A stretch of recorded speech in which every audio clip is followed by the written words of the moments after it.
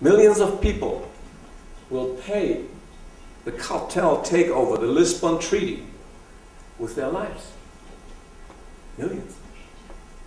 You may think this is impossible. Well, think again. These very same interest groups, as we heard, are responsible for the death of more than 100 million people in 2 world wars. Without them, these wars would never have taken place. And now they are responsible for 17 million heart attacks that continue every year if this knowledge is not being used in the hospitals and medical practices, and 8 million people who die from cancer unnecessarily. They've done it before, ignored the interests of millions of people, sacrificed their lives, and they're doing it again. And as for the Grand Plan East, or the Generalplan Ost, well, look what's happening in Greece. Look what's happening in Spain, in Portugal. Look what's happening in other countries that have not made the news yet. It's just the beginning.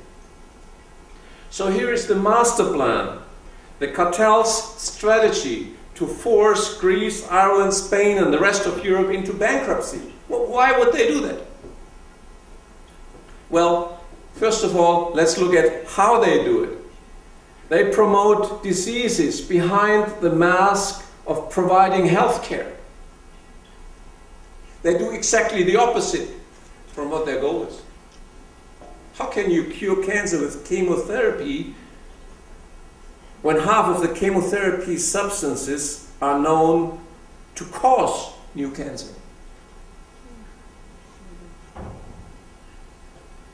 And if you deceive entire nations with respect to the healthcare system, you are draining them economically.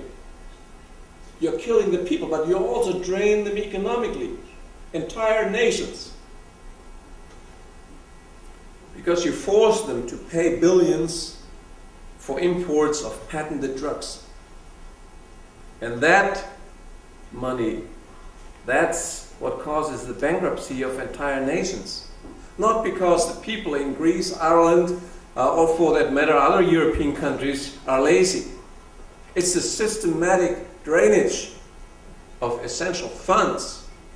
So now we come to the real purpose of this plan. The real purpose is the political takeover of entire continents. So by maintaining this crisis, by constantly draining this money, they actually cause the crisis. So when the crisis comes, Mr. Sarkozy can stand up there and can say, we need a transnational government for all Europe. And the same is also true for the oil business. So there are alternative energies available right now, but they're not being used. Why? Because they're being blocked in order that this scheme works in this area too, draining the national resources and make the people of Poland, and for that matter all of Europe, dependent on oil. Same purpose, same effect, bankruptcy of just about any country if that continues.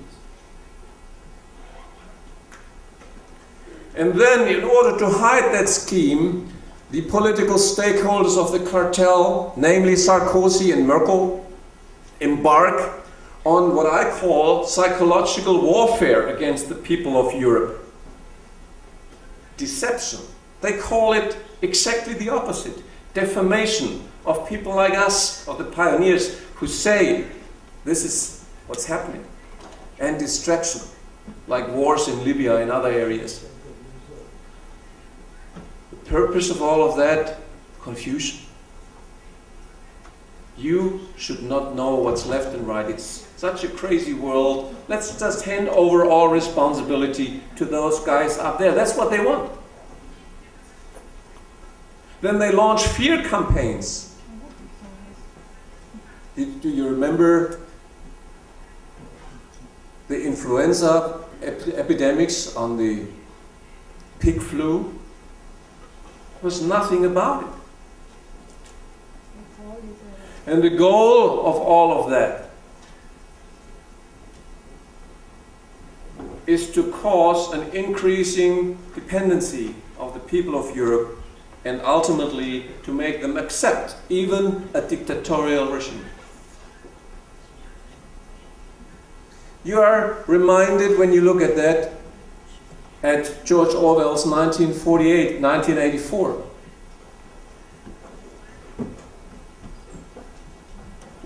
Those who read it remember the newspeak, the new language that is being created in this dictatorship.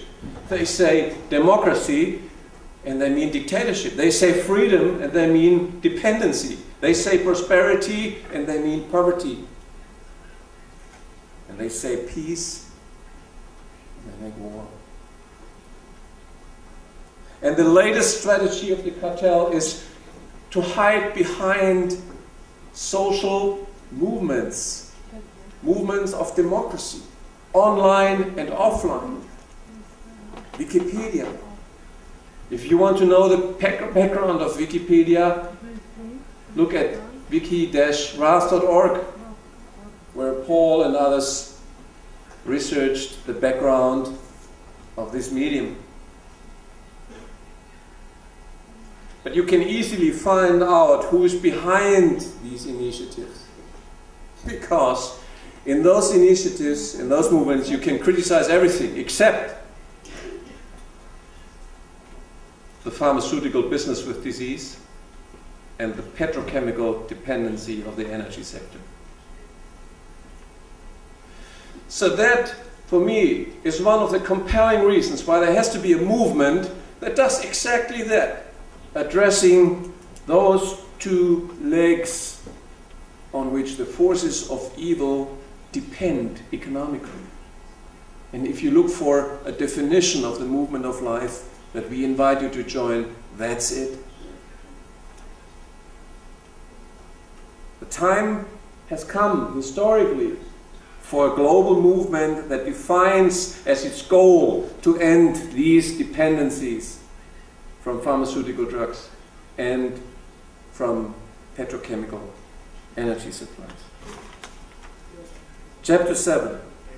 The opportunity and responsibility of the movement of life now. I was privileged as a scientist to make contributions like that.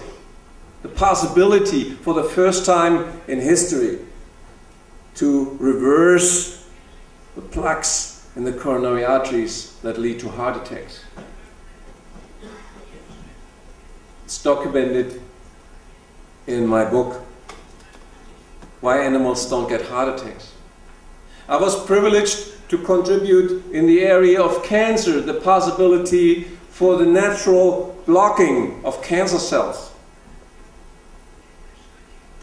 And yes, I thought everyone will embrace this information because so many lives could be saved. Based on these discoveries, 3 out of 4 lives in Warsaw, in Poland, in Europe, in the Western world could be saved. 3 out of 4. But what has been the reaction of the cartel?